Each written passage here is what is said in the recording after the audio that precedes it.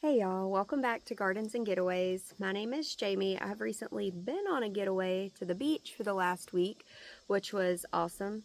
Got this cool hat. I was like, ooh, I'm going to use that in the garden. I'm glad I've got it today because it's really hot out here already. But I was gone for a week and I came back to a mess, to say the least. So I'm going to give you a tour today, but I think we're reaching a turning point in the garden. This is the time of year anyways that you kind of start to think about fall crops, and it's definitely time to pull some of my plants. So come along with me and see what I do kind of in this transition phase and how I stay positive when it looks a little sad. So if you've been here for a while, you know I kind of always start in the same spot and then work my way around. So I'll do that today, but I'm not going to go into detail with my beds because, like I said, they suffered over the last week from me not being here to take care of them. We got a lot of rain, so I was kind of excited about it because I was like, ooh, this is going to be good. They'll be rained on. Everything will be perfect when I get back. But no, it's looking rather sad. I think we got some big storms, which has turned over my plants. My squash and zucchini were already starting to struggle before I left, but they just look absolutely terrible now. There's no point in trying to save that. A sick plant's just going to attract more pests, so I am going to pull that out. Obviously, I'll leave the cosmos in. They're doing okay, and the cucumbers still continue to amaze me and just fight forward, which is awesome. They're still growing up. The sunflowers, they just don't last forever. This is nothing not to be expected, but you can see I'm getting some sunflower seeds in there, so I will seed save from these big heads, which is nice. But yeah, even the sunflowers are starting to kind of peter out, which is sad. It's just a reminder that we're towards the end of July, which means August is coming, and then the fall. I'm very much a summer girly, but I will appreciate the fall too, and I'm about to work on getting the fall crops in and doing a couple other rounds of stuff. This zucchini plant may be worth saving, probably not, but definitely not this one. Yeah, I'm just going to have to pull all this up, but that'll open up a lot of area in my beds, which is nice. And obviously we got a lot of rain because I need to mow, but the zinnias are coming up, and I still have one or two sunflowers that don't look terrible. This one's got some beautiful pollinators on it, which is always exciting. But for the most part, we just need to come through and look at all these seeds that we'll be able to save from these sunflowers. We'll work on that later. We've got our pink brandywine over here that once again outgrew the tomato cage, and you can see where she just folded over, which has created stress in a bad spot on the plant, but she continues to grow. I'm not going to pull her, but I probably will come through and doctor up some of these brown leaves that aren't doing so great. The pepper bed has gone mad. There's peppers everywhere, so I will come through and pick some of these today. These little pepper balls, I wound up taking some of these to the beach with me and eating some there, and they taste good. I just don't know why they were balls and not full-grown peppers, but we'll pick those as well. They were still yummy. Good little snacking peppers. The banana peppers are looking good. Ooh, we've got quite a few of those, so that's exciting. The marigolds, once again, are going good. Where is this coming from? These vining plants, like my cantaloupes and watermelons, they just are everywhere. So this is a cantaloupe plant from all the way over here, or this might be part of the Kajari melon. The Kajari melon is coming on strong there. Probably not too much longer on that one, which is exciting. And we've got a pretty little cantaloupe down there. Not too much longer on that one. Again, these squash fell over. They've got squash bugs on them. I can see all kinds of squash bug eggs on them, but instead of saving the leaves, I'm just going to go ahead and pull these plants. They don't look great. If I keep them there, I might get one or two squash. I think I'd be better off just to start some new plants all the way around.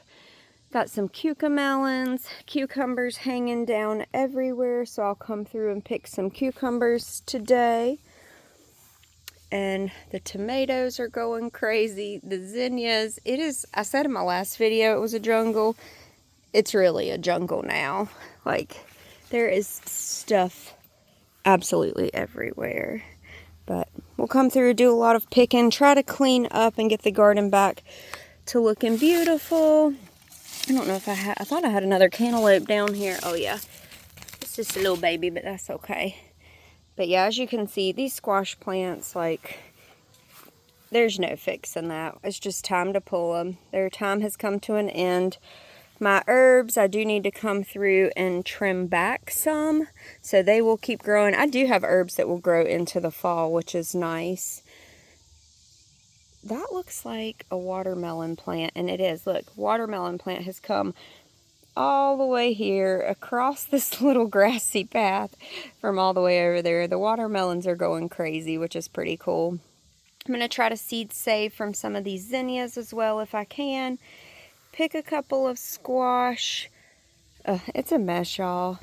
It's exciting to go on vacation, but I was so sad when I came back and like rounded the corner and looked at my garden and saw the just disarray that's out here right now. I was like, oh, it's only gone a week. Only a week.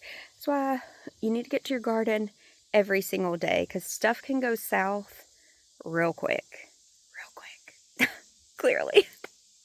Oh, me. So, rosemary, that's one thing that'll just kind of do great all the time. It's more of like a bush. This oregano, like I said, has gone to seed. I love these little flowers, and it's so good to have flowering plants of kind of all sizes for different sizes of pollinators in your garden. This poor Cherokee purple that I have struggled with all season. I talked about this one in my last video. It keeps blowing over. It's way too big for this pot. I'm probably just gonna go ahead and pull her. I don't think there's any saving her at this point, really. She doesn't look good. I need to come through and pull out this cilantro that we got seeds off of last time. The zinnias, so this is the kind of thing that I will come through and seed save from. Just break these little heads off and get seeds out of. So I need to come through and do that. Throw those down there. Those can just reseed a little bit. But these have gone crazy. The watermelons are looking good. These are just sugar babies, so they're not supposed to get that big. What I am looking for is for this little tendril that's on them to dry up to tell me that it's ready. But I don't think this one isn't quite ready. But we'll let it keep growing. But like I said, those do not get to be very large watermelons. Got a couple of those down there. And then once I get all this mess cleaned up, I'm going to have to come through here and mow too, because as you can see, the grass is like, what is going on? It is just wild. Wild out here. I feel like this video isn't even a great video because it's just a mess. You're like, what are we looking at here, Jamie? But that's the garden, right? That's what happens. It becomes a mess. It becomes hard to deal with. You've got to stay on top of it. And when you square foot garden like I do and plant stuff really close together, it gets real crazy real fast anyway. So that's what we're dealing with right now. Looking over these tomato plants, making sure I don't see a lot more damage. They are starting to show some signs of stress, but I don't see any more of those hornworms, which is good. And they are still flowering some, which is nice. So we'll come through and pick what tomatoes we do have and kind of go from there. So this is a pan of the chaos that is my life right now.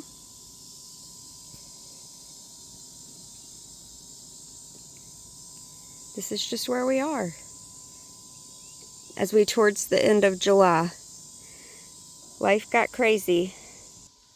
In May, it looked so sparse, and I was like, I just know in a month or two, it's going to be bumping. And here we are.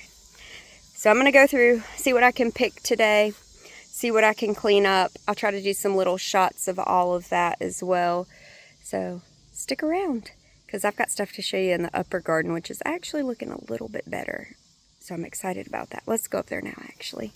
So here's another good pan of my garden from the outside. So you can see it really isn't that large. It's just the side of my house, and we had to fence it in for some deer. Sorry if my voice sounds so hoarse today. I came back from the beach and now I'm like, feel all congested. I don't know. I have these 2 blueberry bushes over here that you may have heard me say, I don't visit them a lot in videos because I don't think they get enough sun. But I was thinking when I came back that some of the berries on them would turn blue, but it looks like somebody else beat me to the berries. Birds can get in here. I put up this little fence for deer. I really need to move these all to. They don't get enough sun here, and we battle deer so much that I put up this little fence. I just got to do something different. Like, these blueberries have all this new growth, but I never really get a ton of blueberries off of them. And most of the time the wildlife beats me to them before I even get to them, which can be a little depressing. But one day I will have a large harvest of blueberries, one day. So I just walked up the hill to my upper garden, and no lie, a deer just ran right from behind the fence around it. It can be broad daylight, and these deer will be right up in your garden. They do not care. They do not care. Our regular visitors coming along for the tour, they like to follow me around, see if they're going to get any garden scraps. You definitely will in a little bit, girls. You definitely will. I'm sure there's some overgrown cucumbers down there. This is the upper garden that we plan on expanding next year. Like I said before, we had this kind of fencing left over. We had this kind of fencing left over. It's not beautiful. We made it work. It is what it is. The corn and okra are all we have up here right now. And you may remember we had that white netting over top of it to try to keep some of the bugs out. And then I had to take it off because the corn was about to fall over. And then I stood the corn up, and we had a massive storm, and it knocked all the corn down. So the corn has been a struggle. It has been a real struggle. But it's standing up now. It's starting to tassel out, so maybe we'll get a little bit. I did plant my corn very close together, which probably means I will have to hand pollinate it some when it does start to come out. I don't really see any little corns coming off of the sides yet, but the plants look pretty decent. I'm pretty impressed, seeing as how they were literally laid sideways a week ago. So I stood them back up, but they still weren't perfectly straight, but they've really stayed straight the week that I was gone. That's what I'm trying to say. Words are hard. I'm still tired from vacation, but I was like, I know I've got to get to my garden. Got to. Now the okra. I just love okra. I think okra tastes great. Love it fried, but it is a beautiful, beautiful plant. And you may remember that I said I had it covered in that white mesh netting to begin with, and how it helped because the Japanese beetles, well, this is proof right here. Look right there. Those are Japanese beetles. Get off of here. This is the kind of damage they do, and they love the okra plants. My okras are starting to get some little pods on them, which is exciting. This right here is probably getting a little long. I like them when they're short and stubby. When they get too long, they can become kind of hard, stringy. It depends on how you're going to cook them. My dad would just eat them fresh. But what I love most about the okra is their flowers. I think the okra flower is one of the most beautiful flowers that there is in the garden. Isn't that just gorgeous? I just love it. It's such a pretty flower. So we've got lots of little baby pods coming on. This is what they look like in the beginning. And these plants will grow to be, I've had okra be 6, 7, 8 feet tall. So these are pretty young. I did start them pretty late. I wasn't even sure if they were going to do anything. They've taken some beatings from some storms, but they're standing up good now. So they should last for us for a couple more months and give us a whole bunch of okra. Here's another pan of the corn. Another thing about okra is it is kind of a tough woody plant, so I've never had much success with snapping these off. This is one vegetable that I will come through and use snips or scissors of some sort to get it off at the bottom. I couldn't find my snips, so I just grabbed an old pair of scissors to come up here and cut these. But these pods look really good, even though we only got 4 of them. Another important thing to note about okra is that it is actually a plant that is native, I think it was to like Africa. It likes the hot, humid conditions. So I've put okra in my raised beds before, and it's done well, but like it doesn't need to be planted next to something like, say, watermelon that needs a ton of water, because okra doesn't need a ton of water. So just think about when you're planting stuff, what's the water requirement on that plant? Okra it's pretty heat tolerant and it's pretty drought tolerant. Same with the corn. Once you get it going, it's pretty heat tolerant. Here in the south it does good. So that's why I chose to plant these two things on the top of the hill, kind of far away from my closest water source, because I know that once I got them started that they would do okay up here. And they really are doing good. The corn's still questionable, but the okra is doing good. Since my strawberries have become so overgrown and really just sent runners out and piled up right on top of each other, and there's a few weeds in here, the easiest way to find strawberries when they get like this is just to gently brush your hand through them and just kind of go step by step and look for little red berries. I'm definitely going to come out here and thin sometime soon, but since they started putting on, I didn't want to come out here and thin them because they were giving me a second round of produce. These berries seem to be a little bit smaller than the last, but still food. It's good, but something found it before I did. It's got lots of little nibble marks in it, so I'll throw this to the chickens. So not a huge crop, but not bad for an unexpected crop.